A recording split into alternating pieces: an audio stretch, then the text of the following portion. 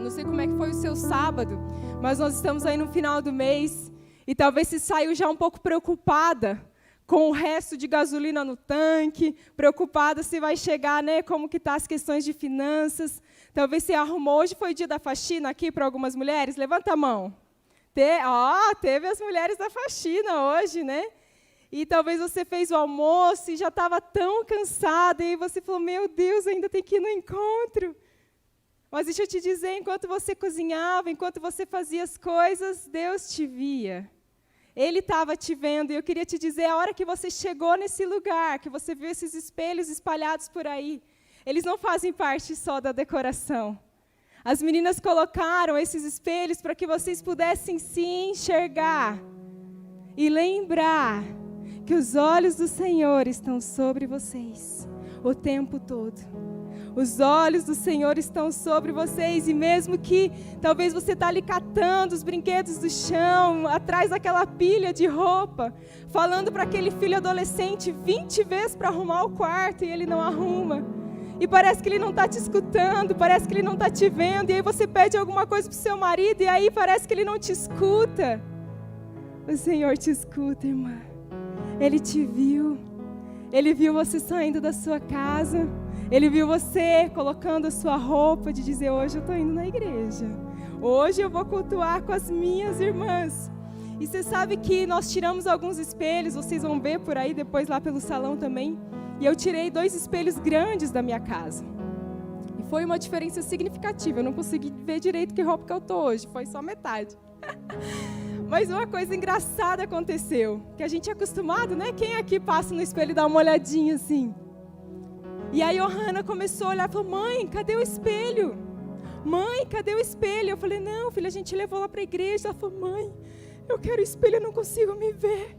Eu falei, meu Deus, é mulher mesmo, né? Gente, ela começou a chorar, porque parece que quando nós nos vemos no espelho, a gente parece que existe, né? Você olha assim, parece que sim, parece que você consegue se ver. Deus, Ele está com os olhos o tempo inteiro sobre você, amém? Você vai ver que muitas vezes a gente está aqui no final do culto, ou em algum lugar, no shopping, num lugar que você se encontra com as suas amigas, e você tem filho, quem tem filhos pequenos vai entender bem isso. Você está ali conversando com algumas pessoas e falando, mas os seus olhos estão aonde? Nas crianças. Porque você não sabe se vai subir, se vai fazer, se vai aprontar, se vai cair. Você fica assim, quem que está aqui no final do culto comigo? Fica aí, é que eu tenho minhas ajudantes, né? Mas quando eu não tenho ajudante, eu fico assim, a pessoa está aqui, e eu estou com os olhos aonde? Mas às vezes você se perde, e aí quando vê o filho corre, você fala, meu Deus, onde que está? Mas eu queria te dizer, ainda que nós como mães, muitas vezes nos distraímos e tiramos os olhos dos nossos filhos, o Senhor não tira por nenhum momento. Por nenhum momento. Aleluia. Você pode abrir a sua Bíblia lá em Salmo 139, verso 1. Diz assim, ó Senhor, Tu examinas o meu coração e conheces tudo ao meu respeito. Sabe quando eu me assento e quando eu me levanto. Mesmo de longe conhece os meus pensamentos.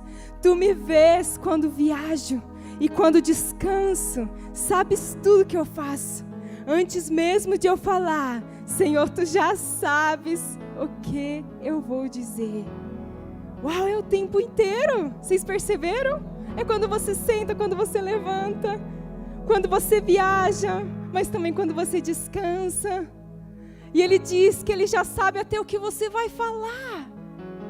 Glória a Deus. Mas sabe qual que é o problema? Muitas vezes, irmãs, nós dependemos do olhar das outras pessoas mais do que do nosso Pai. E parece que quando essas pessoas, elas não suprem a nossa expectativa de nós chamarmos a atenção dela para nós, nós projetamos isso para Deus e achamos que é Deus que não nos vê. E aí, o problema, se você for perceber, eu tenho falado muito isso na mentoria sobre as redes sociais. Gente, a internet, ela definitivamente, ela deu voz a pessoas que nunca tiveram voz. Isso é bom e ruim. Porque nós acabamos praticamente criando uma nova humanidade, uma nova maneira de fazer as coisas. Nós reprogramamos a raça humana para desejar sempre os olhares, as coisas, os likes. E nós estamos mudando o nosso estilo de vida, porque nós sempre queremos as melhores fotos. E se não ficar bom, a gente tem aplicativo para editar, não é? A gente sempre quer o melhor conteúdo para a gente postar. A gente parece que sair fazer uma caminhada não faz sentido se eu não postar aquilo. Se alguém não vê que eu estou fazendo aquilo. E às vezes você marca um café com uma amiga e na verdade você nem quer tanto a companhia dela. Mas você quer postar para dizer que você tem uma amiga.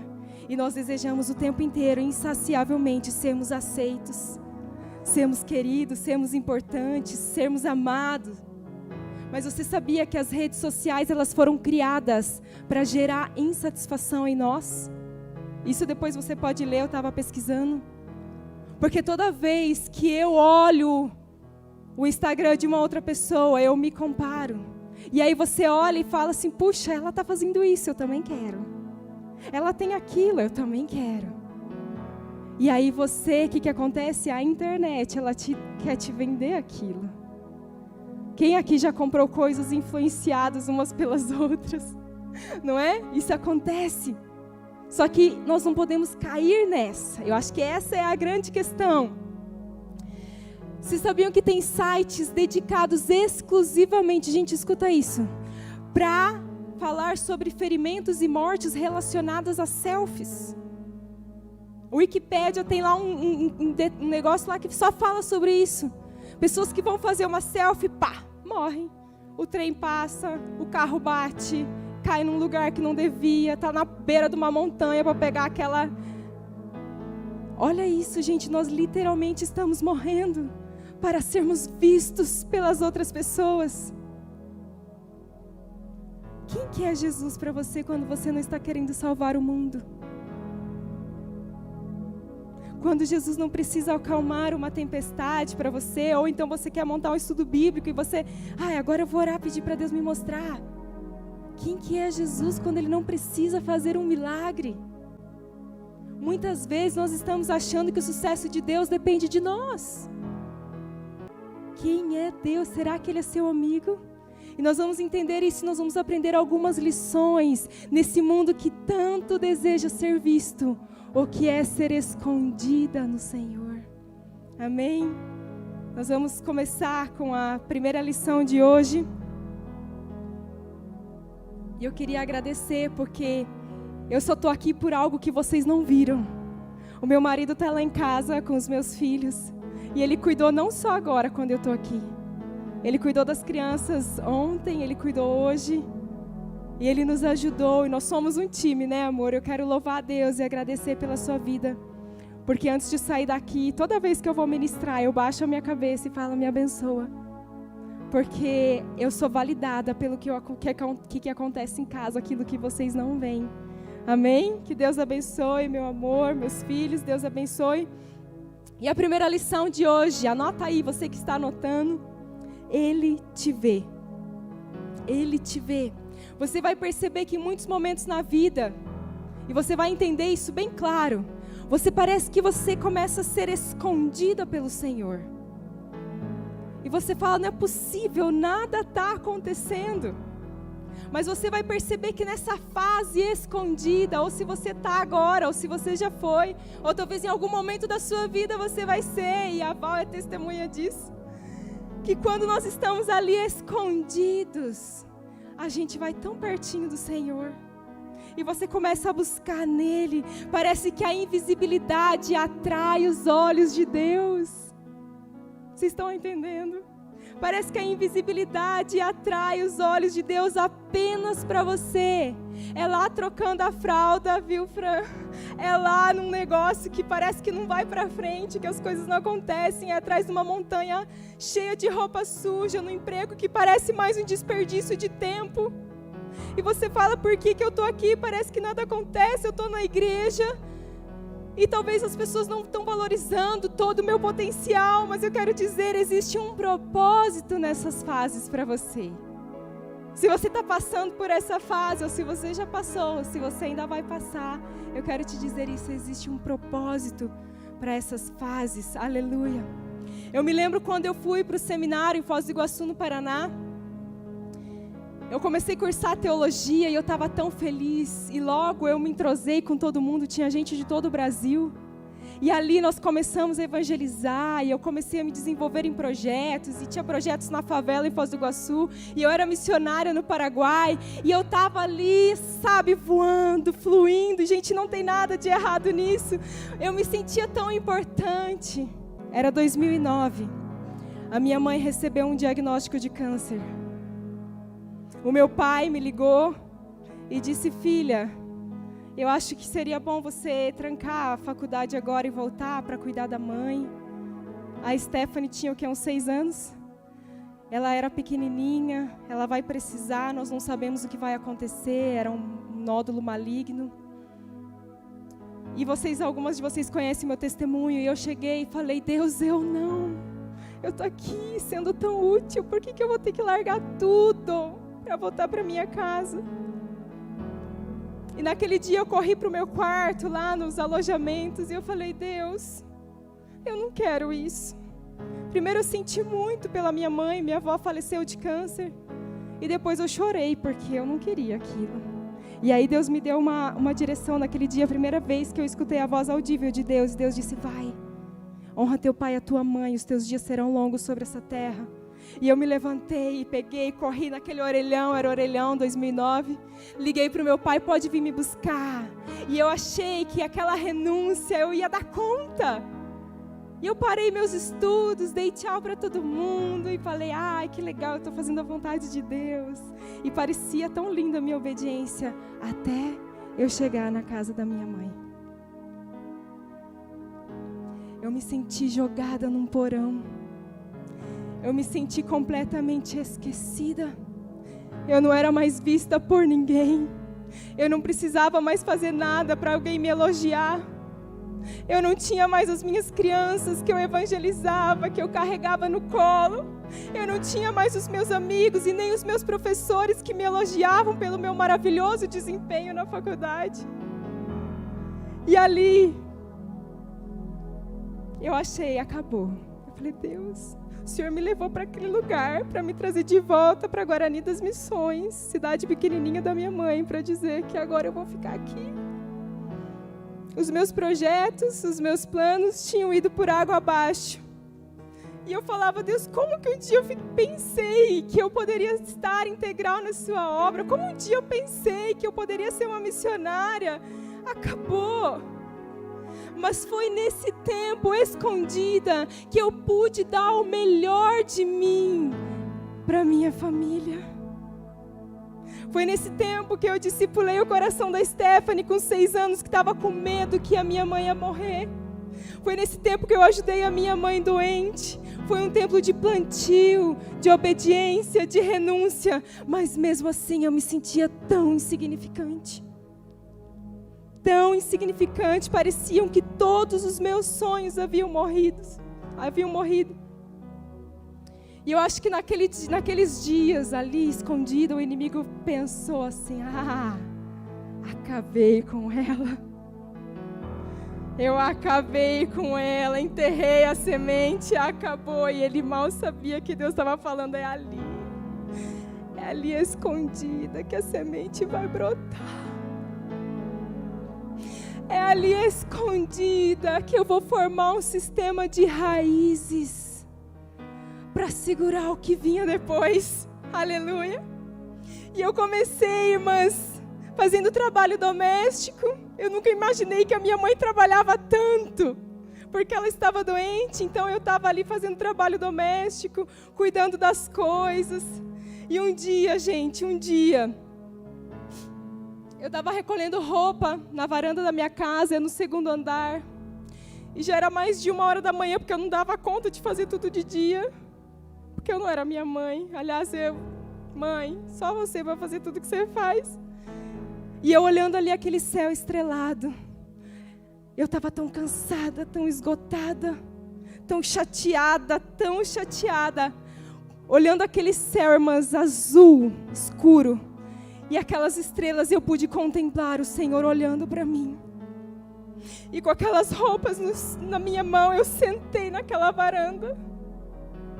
E disse: Deus, eu sei que o Senhor me olha, mas eu me sinto tão escondida. E eu chorei, e chorei, e chorei. E parecia que as coisas iriam melhorar. E minha mãe já estava melhor, estava na segunda fase do tratamento. E aí eu decidi ir para a faculdade, cursar serviço social em uma outra cidade. E eu falei: agora vai ser bom, né? Eu vou começar a sair de novo, conhecer outras pessoas. E eu entrei naquela faculdade e ninguém me notou. E eu entrei lá e ninguém perguntou meu nome. E eu descia, eram algumas quadras do meu apartamento, e eu descia chorando. Falei: Deus, durante 3 meses eu chorava na faculdade. Eu dizia: o que eu estou fazendo aqui?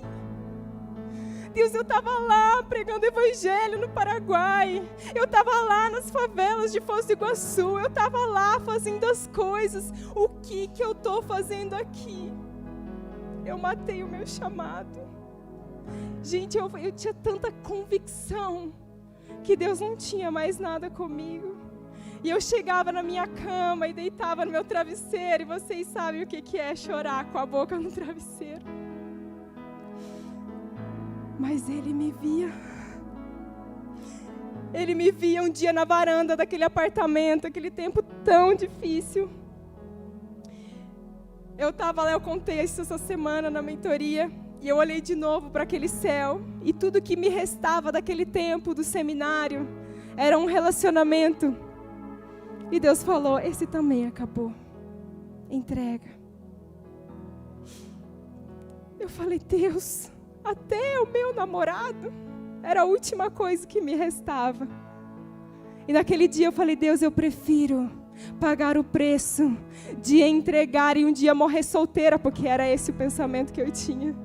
Porque eu não conhecia mais ninguém, eu tinha certeza que eu ia morrer solteira.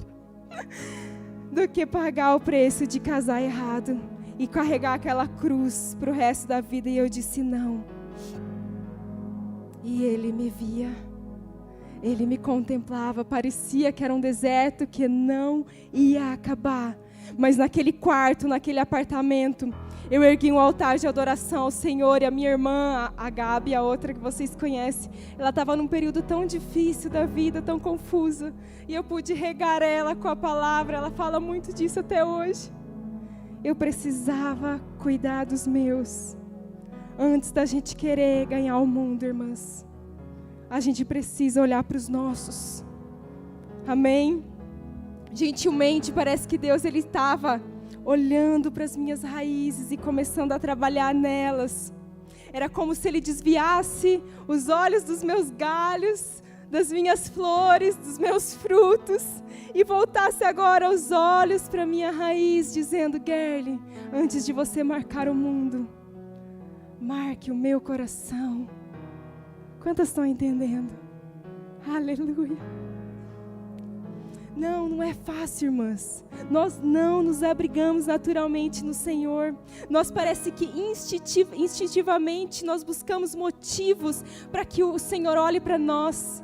Parece que quando nós fazemos coisas para o Senhor, aí sim parece que Ele nos olha. Porém, a gente troca o olhar dEle e mede pelo aplauso das pessoas. E quando as pessoas não nos aplaudem e não nos elogiam, parece que nós não estamos sendo vistas. Ninguém mais podia aplaudir o meu talento. E talvez você se sente assim quando você empurra o carrinho do bebê em meio a um casamento frustrado, atrás de uma mesa de escritório, ou na casa, ou em casa sem emprego, perguntando: Deus, quando vai chegar a minha hora? Será que é isso que o Senhor tem para mim? Anote isso. Deus aprecia quando você se retira e o adora no oculto. Não apenas no culto, quando você a adora no oculto. Aleluia. Talvez quantos casamentos você foi, irmã, querendo ser a noiva, pensando quando vai chegar a minha vez. Talvez quantos chás de bebê você foi, querendo ser a mãe, querendo gerar, querendo gestar. Talvez quantas vezes você celebrou a promoção de emprego de uma amiga e você tão insatisfeita com o seu trabalho, com o seu salário. Talvez você testemunhou tantos testemunhos de milagres de irmãs e você olhando, Deus, quando vai chegar o meu? Quantas vezes você talvez viu mulheres fluindo no ministério e você tentando lutar para ficar firme em Jesus? Quantas vezes talvez você ouviu as mulheres falando lindamente dos seus maridos maravilhosos? E o seu casamento por um fio, um homem que não te valoriza, que não participa, que não te ama. Quantas vezes você quis vir a eventos como esse e talvez não tinha ninguém para te acompanhar, para te dar uma carona e você via suas amigas todas rodeadas de amigos. Quantas vezes talvez você precisou deixar o seu filho com alguém de confiança e você olhou para o lado e viu que não tinha. Mas deixa eu te dizer, Deus te trouxe aqui para te dizer que Ele te vê. Ele te vê. Ele não nos bane, preste bem atenção nisso, Ele não nos bane para o lugar oculto, Ele nos convida para esse lugar. Ele nos convida porque Ele sabe que se você não desenvolver um sistema de raízes profundas, você não consegue aguentar o peso do seu chamado. Quantos estão entendendo? Amém? Desde o momento que nós fomos criadas, nós fomos vistas, e aquele cujas mãos formaram o nosso ser, Ele tinha pensamentos sobre você. Abra comigo lá em Salmo 139, 17. Olha isso. Depois você lê o capítulo inteiro. 139, 17 diz assim: como são preciosos os teus pensamentos ao meu respeito, ó Deus. É impossível numerá-los. Sim, Deus pensa em você. Quão preciosos são os teus pensamentos, Deus, sobre mim. Ele pensa em você. Não tem nenhum só momento, anota isso, irmã. Não tem nenhum só momento que você fica invisível aos olhos do Senhor. No verso 7 do mesmo capítulo fala assim, o verso 7, para onde me ausentarei do teu espírito? Para onde fugirei da tua face? Ele está o tempo inteiro te contemplando. Fomos feitos não apenas para conhecer a Deus, mas também para sermos conhecidas dEle. Amém? Olha o que ele diz no verso 1. Senhor, tu me sondas e me conheces. Ele te conhece. Nós somos conhecidas dEle. Durante 9 meses em que nós estivemos no útero, algumas mais, outras menos, mas mais ou menos esse tempo, nós estivemos invisíveis aos olhos até daquela própria mulher que nos gerou. Apesar de que os ultrassons são muito bons, não tem como ver na integridade aquele bebê. E talvez foi uma gestação complicada, indesejada, turbulenta, mas lá no ventre da tua mãe, Ele te viu. Ele te viu. Quando ninguém podia ver, nem aquela que te gerou, Ele te viu. E Ele já sabia e já tinha planos ao teu respeito. E sabe mais? Ele amou o que Ele viu. Ele amou o que Ele viu. Eu vou pedir para você abrir agora o seu presente. Está aí? Acho que o meu não está aqui. Abra lá. Não sei se você não abriu, como a Luciana brincou. Abra ele.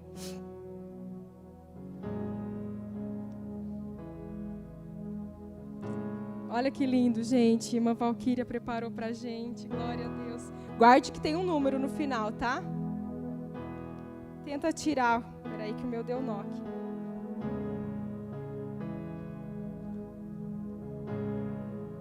Todas pegaram? Meu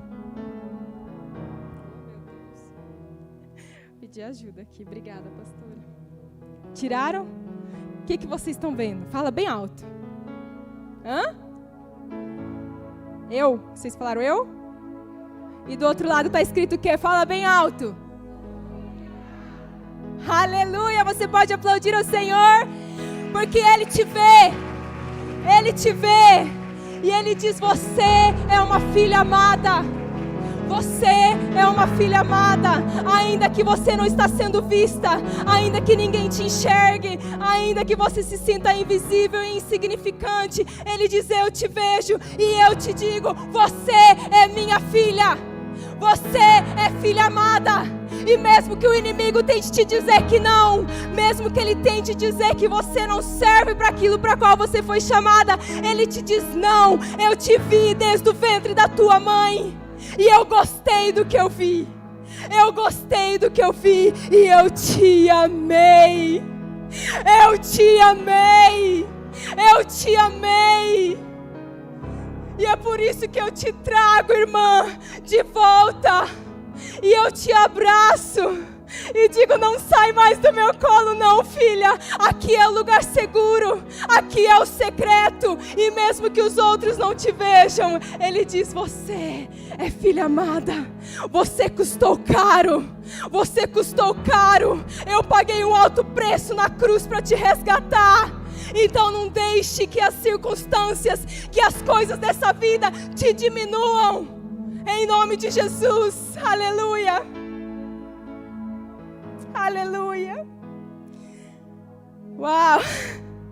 A presença de Deus é forte nesse lugar. Deus abençoe você que está em casa, irmã. Talvez você queria estar aqui, mas deixa eu te dizer, é ali no seu secreto que Ele está te visitando. E há poder e há unção sendo derramada na tua casa, porque ali existe um altar de adoração. E Ele quer dizer: eu te amo. Você assistindo pela internet, eu ainda assim, eu não estou frustrado com você. Eu te amo. Aleluia. A segunda lição é que Ele nos esconde. Então a primeira, Ele te vê, e a segunda, Ele te esconde. O povo de Israel, ele estava sob um domínio forte do Egito. E a Bíblia diz que quanto mais o Egito oprimia o povo de Deus, mais ele se multiplicava. E eu imagino que aquelas hebreias, elas eram muito férteis. E deveriam ter muitos partos naquele lugar, e muitos bebês, e muita gente. E aí um dia o faraó teve uma boa ideia. Para eu controlar, sabe o que eu vou fazer? Eu vou matar a semente.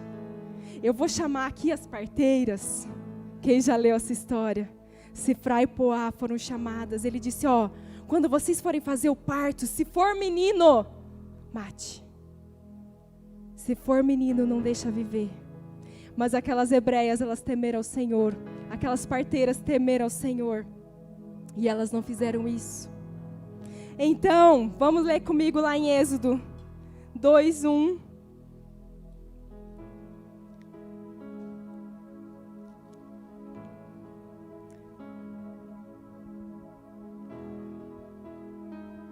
Acompanha comigo, irmãs. Êxodo 2, verso 1 diz assim: por essa época houve um homem e uma mulher da tribo de Levi, se casaram. A mulher engravidou e deu à luz a um menino. E viu que o menino era lindo. E o escondeu por 3 meses. Quando não conseguia mais escondê-lo, pegou um cesto feito de juncos e papiro e revestiu com betume e piche. Acomodou o bebê num cesto e colocou dentro dos juncos à margem do rio Nilo. A irmã do bebê ficou observando a certa distância para ver o que aconteceria.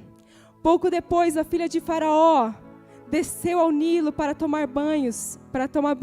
As suas servas foram caminhar pela margem do rio. Quando a princesa viu o cesto entre os juncos, mandou a sua serva buscá-lo. Ao abrir o cesto, a princesa viu o bebê. O menino chorava e ela sentiu pena dele. Deve ser um dos meninos hebreus, disse ela. Então a irmã do menino aproximou-se e perguntou à princesa: a senhora quer que eu chame uma hebreia para amamentar o bebê? Ela disse: quero, respondeu a princesa. E então a moça chamou a própria mãe do bebê. A princesa disse à mãe do bebê: leve esse menino e amamente para mim, e eu pagarei por a sua ajuda. A mulher levou o bebê para casa e o amamentou. Quando o menino cresceu, ela levou de volta a filha de Faraó, que o adotou como seu próprio filho. A princesa chamou ele de Moisés, pois disse: eu o tirei da água. Amém? Deixa eu te dizer uma coisa, a primeira ordem foi: se nascer, mate. Não deu certo. E aí Faraó vai lá e dá a segunda ordem. Ele disse assim: agora todos vocês que tiverem bebê homem, vocês vão ter que jogar no rio Nilo. Conta o historiador Flávio Josefo, ele fala que já havia um boato que o libertador estava para nascer. E Faraó já estava com medo. Possivelmente o choro daquelas hebreias que quando tinham um bebê tinham que jogar no Nilo. Possivelmente o choro delas era ouvido lá do palácio do Faraó. E o Faraó talvez pensava: eu acabei com tudo. Deu certo, está funcionando. Mas, diga mas, dentro de uma casa tinha uma mulher gerando. Aleluia. Dentro de uma casa tinha um bebê sendo escondido, sendo guardado, sendo protegido. Tem mulheres dentro das suas casas, no serviço cotidiano da sua casa, gerando sonhos para o Senhor, projetos para o Senhor. Você é a surpresa de Deus para essa geração. Você é a surpresa. Aleluia. Parece que lá na sua cozinha nada acontece. Mas deixa eu te dizer, talvez foi Deus que colocou você lá para proteger a sua missão, para proteger a integridade da sua missão, porque quando o inimigo ele sabe que algo novo vai nascer, ele vai fazer de tudo para matar quando ainda é pequeno, quando ainda é uma semente, porque quando começa a crescer e aquilo começa a gerar e nascer, parece que você não para mais. Então por isso, irmã, toda vez que você pensa em algo e você faz um projeto e parece que é uma luta tão grande, é o inimigo tentando fazer você colocar aquilo na gaveta para que os sonhos de Deus não se cumpram. Quando aquela mamãezinha, a mãe de Moisés, ela já não consegue mais esconder, diz a Bíblia. E provavelmente a guarda do Faraó passava de casa em casa, de tenda em tenda, para saber se ainda havia algum menino homem. Ela teve uma ideia: eu vou pegar um cesto feito de, lê lá na Bíblia, um cesto feito de junco. E ela passou betume para impermeabilizar. E botou aquele bebê de 3 meses. Parecia que o sonho que ela estava gerando estava indo embora. Mas era necessário para salvar aquele menino. Lê comigo lá, ela pegou e colocou ele aonde? Jogou no rio, na correnteza? A Bíblia diz que ela pegou aquele cesto de junco e colocou no junco. Ela mais uma vez estava escondendo Moisés. Ela não jogou aquele menino na correnteza, lê aí. Ela colocou na beira do rio Nilo, escondido no junco. Naquele dia, a princesa, a filha de Faraó, a princesa, ela resolve tomar um banho no rio Nilo. Irmãs, todo mundo sabia naquela época, o rio Nilo é um rio barrento.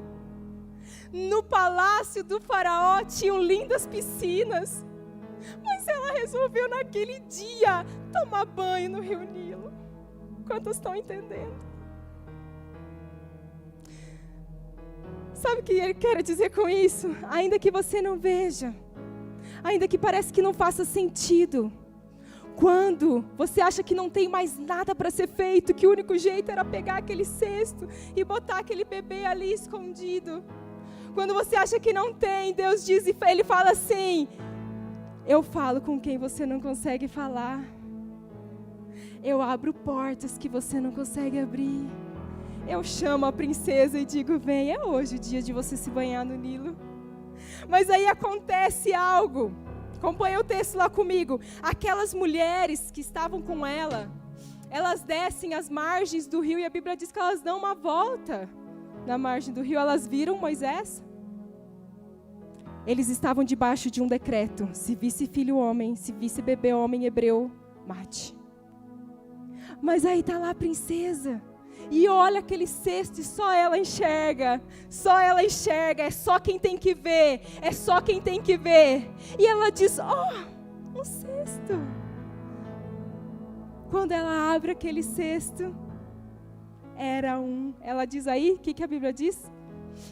Ela abre aqui, ao abrir o cesto, no verso 6, a princesa viu o bebê chorava, e o que ela disse? Deve ser um dos meninos hebreus, ele nasceu no Egito, mas ele tinha uma identidade, ele era hebreu. Vocês estão pegando, irmãs? Ele nasceu no Egito, mas ele era hebreu. E ela viu, ela reconheceu, e a Bíblia diz que ela gosta dele, ela tem pena dele e não o mata. Então aparece Miriam, olha as Miriam aparecendo aí. E ela oferece uma ama de leite, e a própria mãe daquele bebê, ela é convidada. É assim que Deus faz, irmãs. Num desespero, quando ela achou que aquele sonho estava indo embora, ela não sabia o que ia acontecer com aquele filho de 3 meses. Sabe o que Deus faz? Ele fala: agora você não precisa mais esconder, mulher.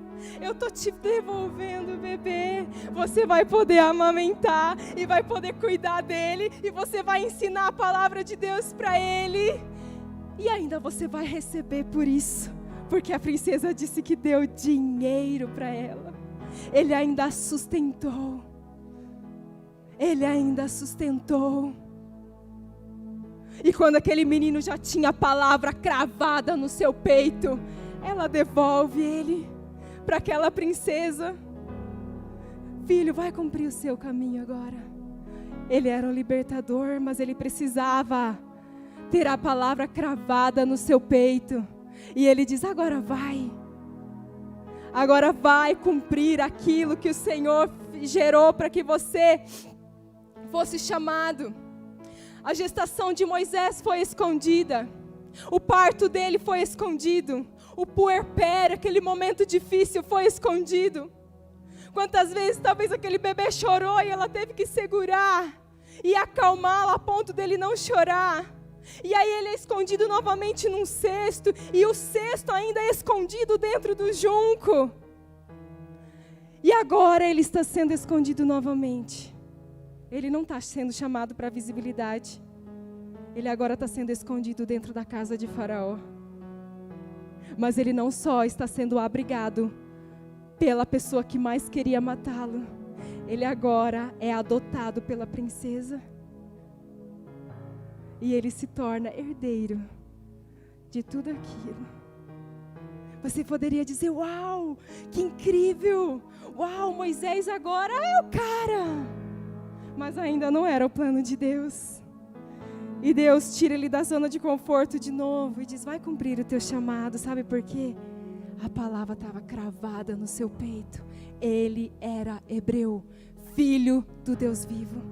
Irmã, ainda que muitas vezes as coisas, as provações parece que vão querendo tirar você do caminho, querendo tirar você do propósito, querendo afastar você, Ele diz: você é filha do Deus vivo.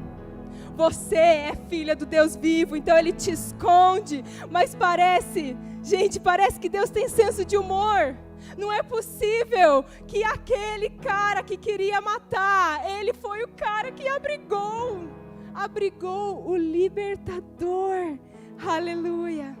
O Egito, ele pode te dar tudo do bem e do melhor, mas sabe o que o Egito não pode fazer? É fazer com que você seja aquilo que você foi chamada para ser. Essa insatisfação estava no coração de Moisés. E talvez está no teu coração também.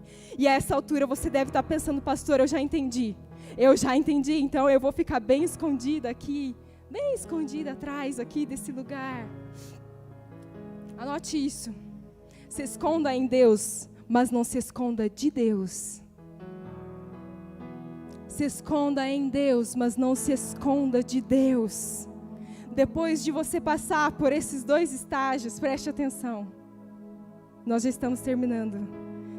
Quando você sabe a sua identidade, vê que Ele te vê, que Ele te enxerga, e que Ele te chama para o oculto, para cuidar das suas raízes, Ele agora vai te expor.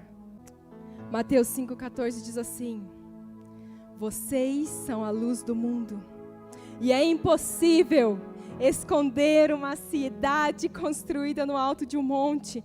Não faz sentido acender uma lâmpada e depois colocá-la sob um cesto. Pelo contrário, ela será colocada num pedestal onde ilumina todos que estão na sua casa. Eu sei, irmãs, que eu estou falando com mulheres que nesses dias, assim como eu, têm tido muita sede, muita fome de Deus. Muita sede, muita fome de Deus. E talvez Deus está te chamando e dizendo: ó, filha, agora é a hora de você brilhar. A Bíblia fala o quê? Não faz sentido acender uma lâmpada e depois colocá-la embaixo de um cesto. Vocês estão entendendo? Então calma aí, tem mais. Amém?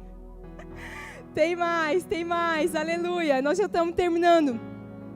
E você vai perceber que quando chegar essa fase de Deus te expor, Deus vai te colocar, escute isso, Deus vai colocar parteiras, mulheres que vão ajudar você a trazer à luz aquilo que você está gerando. Aquilo que você está gerando, Deus está te conectando a mulheres que vão fazer isso. Aleluia. Tem mulheres aqui que estão gestando sonhos em Deus e coisas profundas, mas muitas vezes se sentem fracas e se sentem cansadas. E olha que eu vou te dizer, Deus está colocando parteiras, porque elas te ajudam a trazer à luz aquele sonho. Aleluia. Escute isso. Não mais coveiras, parteiras. Quantas mulheres foram verdadeiras coveiras na sua vida, tentando diminuir, tentando te destruir, falando coisas, mentiras a teu respeito. E Ele diz: não mais coveiras, agora parteiras. Ouça o que o Espírito Santo está te dizendo. Ouça, irmã. Ouça, irmã, em nome de Jesus. E tem algo, irmã, quando você começa a gerar algo, escute isso, quando você começa a gerar algo em Deus, só tem 2 opções a partir disso. Ou você vai e passa pelas dores do parto para aquele sonho ser gerado e nascer, ou pelas dores do aborto. Uma vez que um plano de Deus começa a ser gerado na sua vida, não tem mais como voltar atrás. Ou você passa pelas dores do parto, ou você passa pelas dores de perder aquilo. Ah, quanta revelação. Aleluia. É claro que Ele vai fazer isso com cuidado. Ele não vai te expor assim, ó, pá. Porque se eu chamar muitos de vocês aqui para pegar o microfone, vocês vão cair durinha. É ou não é? E Deus vai te confiar um pouco. E daqui a pouco mais um pouco. E aí você vai dar uns avisos aqui na frente, viu? E aí Ele vai te dar um pouco mais. E um pouco mais. Ele vai te expor na medida que você precisa ser exposta. Aleluia. É como esse abajur. É como uma luz. Dificilmente quando nós chegamos num quarto e aquilo está escuro e você acende o interruptor, você não fica olhando, ah, que lâmpada interessante. Você acende a luz e você olha para tudo que ela está iluminando. A luz não é para você, filha, é para você brilhar. É para que os outros vejam a luz de Jesus em você. Amém? E Ele diz assim, não tem como esconder uma cidade. Não tem pano suficiente, não tem, irmã. Mesmo que você queira, vai chegar um momento que você vai dizer: agora, Deus, eu não quero, eu quero me esconder, eu quero me esconder. E talvez você chegue aqui e você fale: eu quero me esconder. Mas sabe o que Deus diz? Não tem como. Não faz sentido mais. Não faz sentido mais. Deus está trazendo à luz mulheres que há tempo estavam escondidas. E não só aqui, na internet e tantos outros lugares no Brasil. Você vai ver muitas improváveis. Eu tenho visto e ouvido muitas mulheres pregadoras de Deus falando isso. Que está chegando o tempo daquela mulher que está gerando em casa. Liberar o libertador. Liberar os sonhos de Deus. Aleluia. Diz que amado sou, sem que eu me sinta assim. Diz que forte sou, quando há fraqueza em mim. E que segura estou, se frágil me sentir. E que não estou só, pois eu pertenço a ti.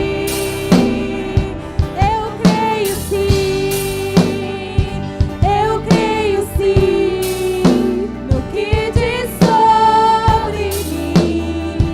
Eu creio sim. É impossível. É impossível. Fala bem alto: é impossível esconder uma mulher construída em Deus.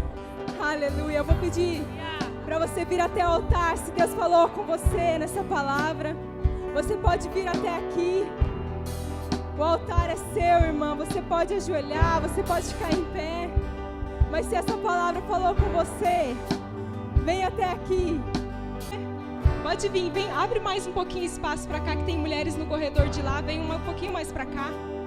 Gente, vamos deixar esse altar. Pode vir um pouquinho mais para cá. E se vocês que estão chegando, vem um pouquinho mais para cá. Aleluia. Pode usar o corredor também, mano. Pode usar o corredor também. A minha identidade e valor só encontro em Nós calamos as vozes contrárias, Senhor. Nós calamos as vozes contrárias. Aleluia. Diz que amado sou, sem que eu me sinta assim. Diz que forte sou, quando há fraqueza em mim. E que segura estou, se frágil me sentir. E que não estou só, pois eu pertenço a ti.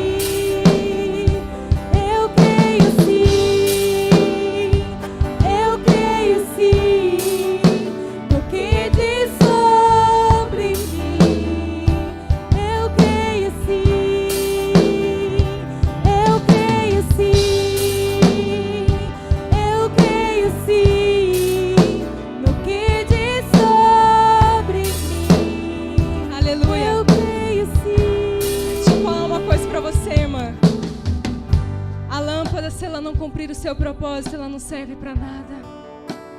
Ela pode até decorar, mas ela não cumpre aquilo pela qual ela foi chamada. Aleluia.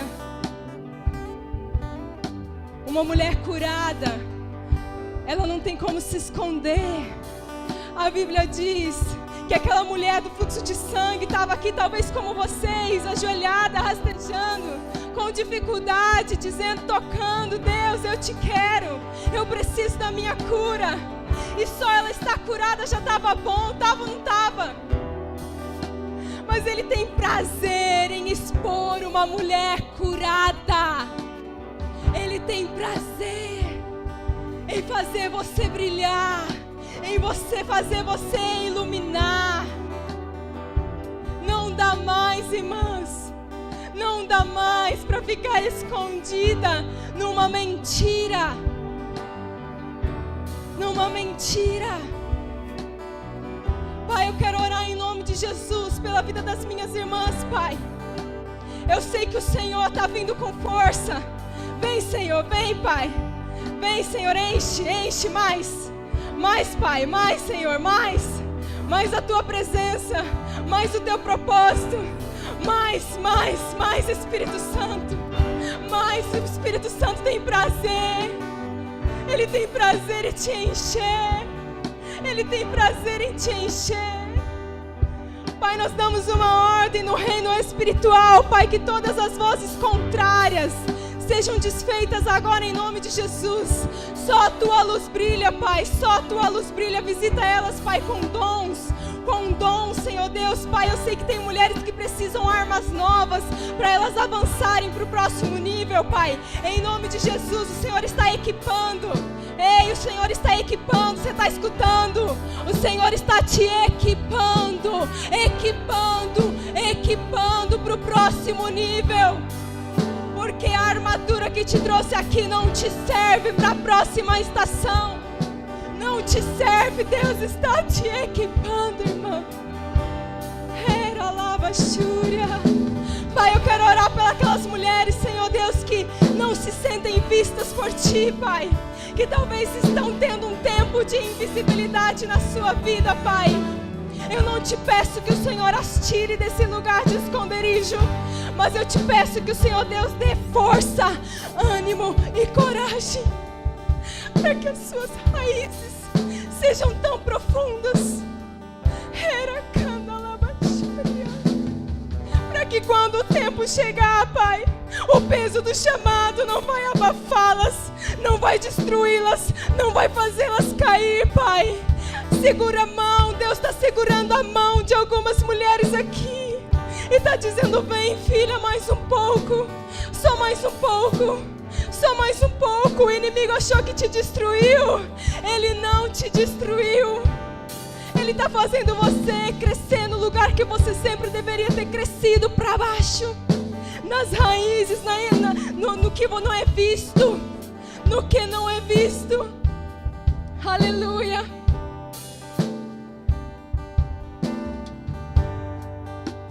Eu sinto muita unção e graça do Senhor. Era canalava xúria.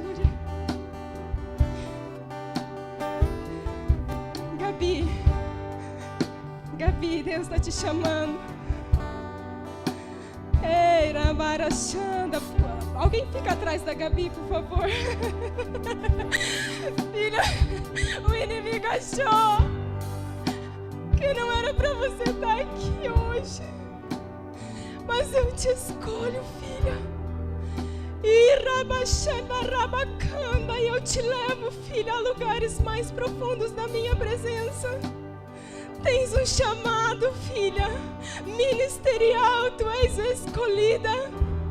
E hoje eu te trago a luz.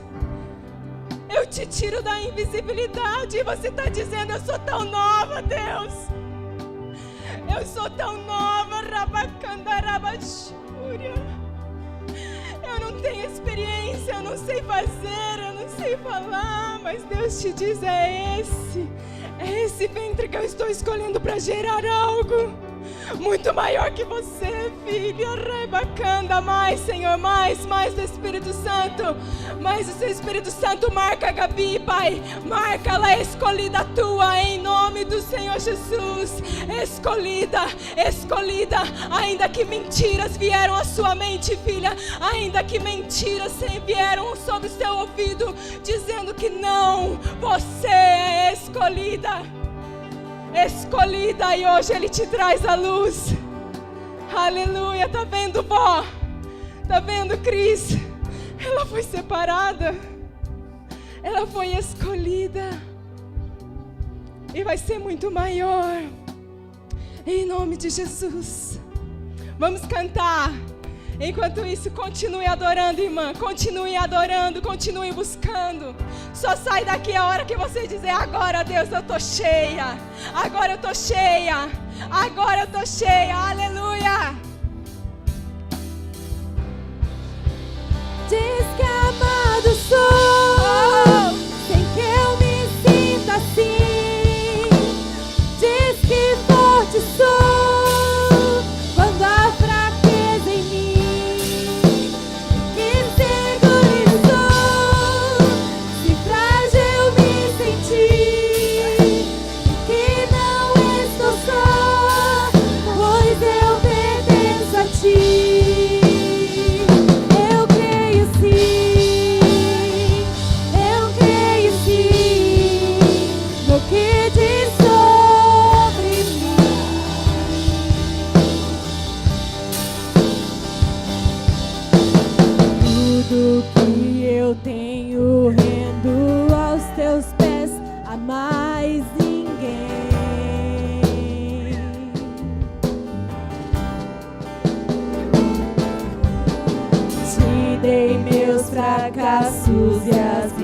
glórias te darei também.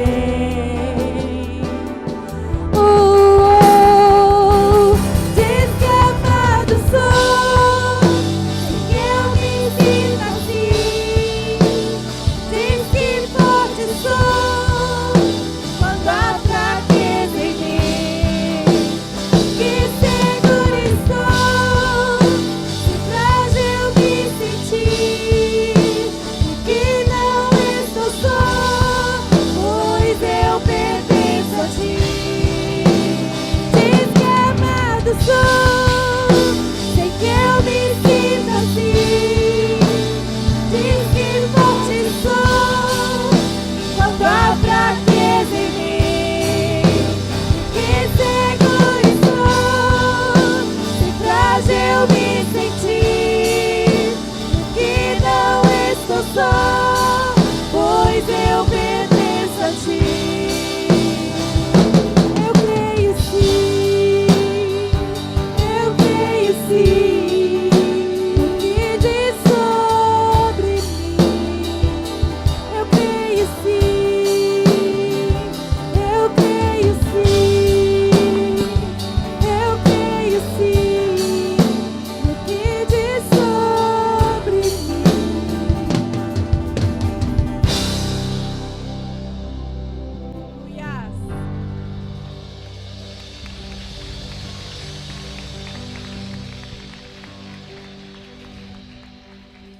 Aleluia. Tá difícil de sair daqui hoje, né? Amém. Você pode voltar para o seu lugar. Fique atenta que nesses dias Deus vai te conectar a mulheres parteiras que vão te ajudar a trazer à luz o que precisa ser trazido. Põe assim as tuas mãos. Tem as parteiras aqui. Amém, Macida. Era candalabachúria. Tem mais vindo sobre a tua vida. Tem mais, muito mais, muito mais, muito mais. Você não consegue entender agora. Há um novo nível. Seja forte e corajosa, porque para esse lugar que eu estou te levando, você vai precisar de equipamentos do Senhor, mais poderosos. Os que você estava trazendo até agora não vão ser suficientes. Rebacanda, reveste a tua filha. Irmãs, eu quero ser obediente ao Espírito, que nós temos que orar. Agora você se volte, a irmã Cida está ali, ó. Volte seus olhos e as suas mãos a essa irmã de oração. Ela sustenta muito dessa igreja nos joelhos, irmãos. Mais, Senhor, mais. Em nome de Jesus. Mais, Senhor, mais. Reveste a tua filha, Pai, reveste. São armas espirituais, eu vejo o Senhor colocando rebacandalarabachorianda, erabassuri, ela mais, não vai dar pé, irmã Cida, não vai dar pé. Deus está levantando pessoas para andar contigo, para levar esse ministério de intercessão. Eu tive uma visão, irmã, você se levantando no meio de um mapa, como uma pessoa com as mãos erguidas. Leva tua irmã. Recebe a intercessão dessa igreja que te ama. Em nome de Jesus, abençoamos a vida da irmã Cida. Meu Deus, abre suas mãos agora sim. Vem, Senhor, nós abençoamos essas mulheres, esses homens de Deus. Abençoamos para que ninguém saia daqui sem ter recebido algo da parte do Senhor. Ajude elas a guardarem essa palavra. Que elas não sejam, Senhor Deus, como aquela terra que logo se esqueceu daquilo que foi falado, mas que seja um solo fértil, Pai. E que ao saírem daqui elas possam tomar uma decisão dizendo: eu vou regar essa palavra. Ela não vai morrer aqui. Eu não vou deixar o sol me pegar. Eu não vou deixar os espinhos me sufocarem. Eu vou fazer essa semente germinar. Luz. Amém. Amém? Deus abençoe sua vida, sua família, a sua casa.